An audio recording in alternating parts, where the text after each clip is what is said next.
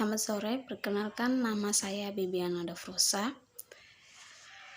Prodi Teknik Informatika, Angkatan tahun 2019, NPM 190403010040.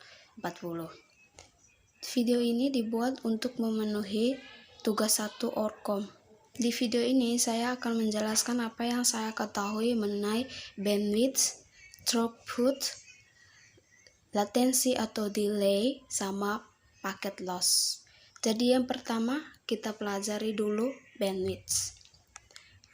Bandwidth adalah kapasitas maksimal dari suatu data yang dapat digunakan untuk mengirim data tertentu di suatu jalur komunikasi dalam hitungan detik.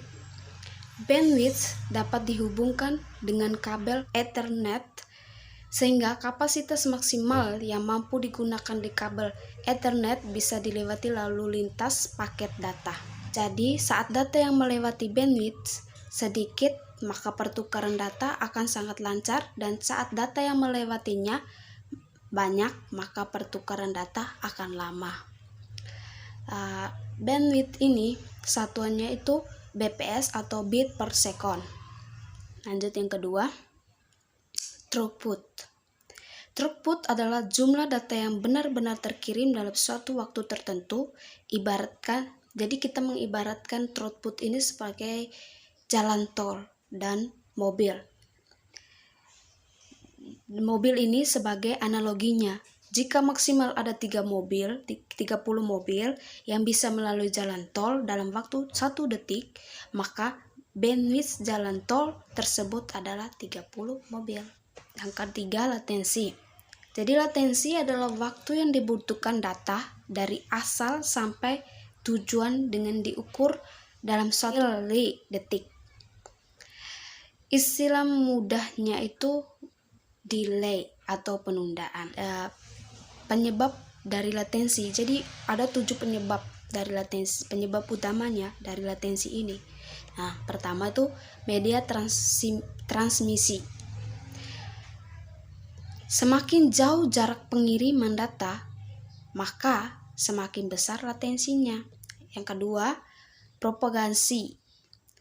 Waktu yang diperlukan suatu paket untuk melakukan perjalanan dari berangkat sampai tujuan.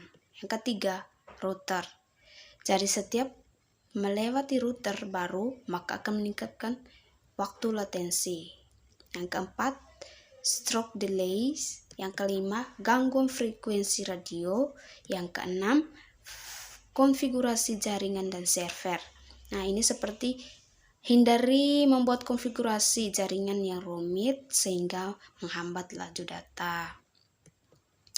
Yang terakhir, yang ketujuh, cuaca. Jadi saat cuaca kurang bersahabat, biasanya tingkat latensinya semakin besar. Yang terakhir, packet loss. Nah, packet loss ini terjadi ketika satu atau lebih paket data yang melintas jaringan komputer gagal mencapai tujuannya.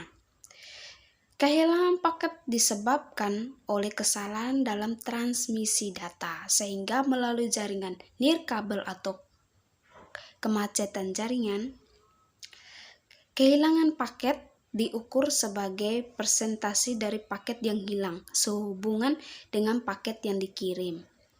The Transmission Control Protocol atau TCP mendeteksi paket loss dan melakukan transmisi ulang untuk memastikan pesan handal.